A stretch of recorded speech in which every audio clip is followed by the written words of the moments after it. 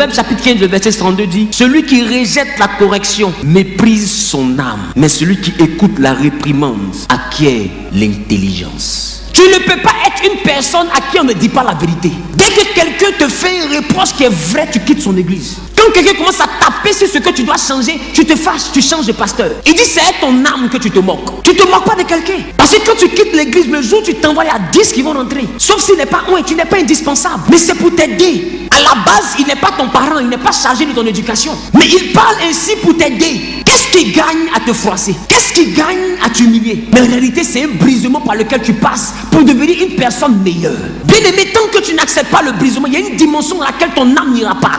Aujourd'hui, le chrétien ne supporte plus ces choses. Le chrétien ne supporte plus le brisement. Quand tu veux réussir, église, il n'y a pas beaucoup. On te choque, tu es là, parce que tu sais ce que tu veux. Élisée dit à Élie, pendant que Élie lui dit, reste ici, Dieu m'envoie à Bethel. Il dit, ton âme est vivante. Je ne te quitterai point. Ton pied, mon pied. Je sais ce que je suis venu chercher à toi. Je n'ai pas encore reçu, tu me demandes de t'attendre. De t'attendre pour voir. On s'en va ensemble, mon ami. Et d'ailleurs même, tu dis si jamais je te vois monter, attends, tu vas voir. Élie lui dit, si tu me vois monter, ce que tu demandes, tu vas avoir. C'est pas ça. Il dit, vois monter. Attends, faut pas te presser. La Bible dit, pendant qu'il marchait, le feu va venir comme un tourbillon et il y aura un char de feu. Élie va monter sur le char. Mais Élisée va attraper son habit. Dites-moi, s'il y a un tourbillon qui les entoure et c'est un tourbillon de feu, la main d'Élisée est dans quoi? Mais malgré le feu, les vieux, il ne laisse pas. Ce que je suis venu chercher là, j'ai pas encore eu. Pierre s'est levé, il a suivi Jésus pour un but. Et puis il voit des gens en train de se retourner parce que Jésus a prêché, ça les a choqués. Et puis Jésus lui demande, mais vous partez pas aussi? Il dit, moi, d'aller où? Tu as les paroles de la vie. Mon ami, ce que je cherche là, tu ne m'as pas encore donné. J'ai pas dit où. Je ne sais pas, il y a des chrétiens qui ne sont pas patients. Jésus me regarde Pierre et puis dit à Pierre, arrête de moi, Satan. Où? Si tu m'as dit sorcier, au moins c'est Satan qui m'a initié. Mais Satan lui-même, c'est que c'est moi j'initie les gens. Mais malgré cela, Pierre est resté. Aujourd'hui, le chrétien n'accepte plus l'humiliation. Il se dit quoi? Église, il y a beaucoup. Ta bénédiction n'est pas partout. J'ai envie de te dire ça. Il y a beaucoup d'églises, mais ton miracle n'est pas dans la main de tout le monde. Bien aimé, l'humilité précède la gloire.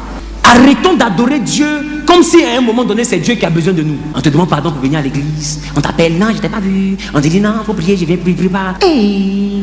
Tu vois même d'autres, je viens pas à l'église parce qu'il est passé m'a pas rendu visite. Tu as déjà vu Jésus aller rendre visite à ses fidèles? Toi-même, faut voir. Les chrétiens sont habitués à une facilité aujourd'hui qu'ils prennent comme un droit de plainte. Non, depuis et puis là-bas, il n'est jamais venu chez moi. Donne-moi le jour où Jésus est parti chez Thomas.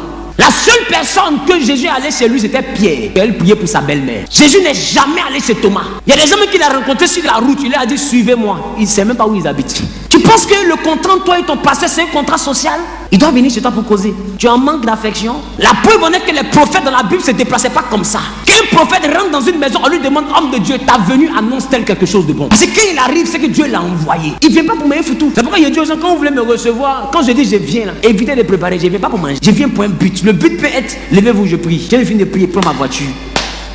Et je suis parti. Aujourd'hui, tout choque le chrétien. Tu dois le recevoir, tu l'as dépassé. Je suis allé là-bas, il m'a même pas recetté. Il m'a vu, fou, il m'a dépassé. Tu ne sais pas pourquoi tu as payé transport pour venir. Si tu savais, tu allais t'asseoir pour attendre.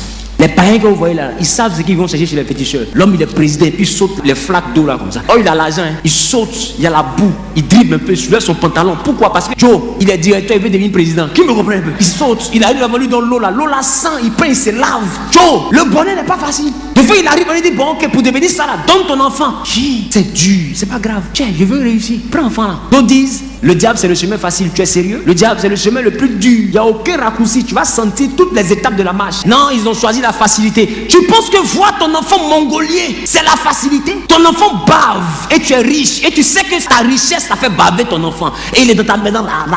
Tu penses que c'est facile? On dit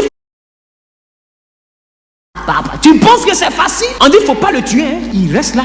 Non, ils ont choisi la facilité. Vous êtes sérieux? C'est jamais facile suivre le diable. Et suivre Dieu ne l'est pas encore moins. Jésus dit tu veux me suivre, porte ta croix et suis-moi. Beaucoup de personnes aujourd'hui veulent la bénédiction mais sans la douleur. Et quand la bénédiction arrive, ils montent un autre visage, plus le visage de l'adorateur. Proverbe chapitre 1, le verset 20 à 23, la Bible dit, la sagesse crie dans les rues, elle élève sa voix dans les places. Elle crie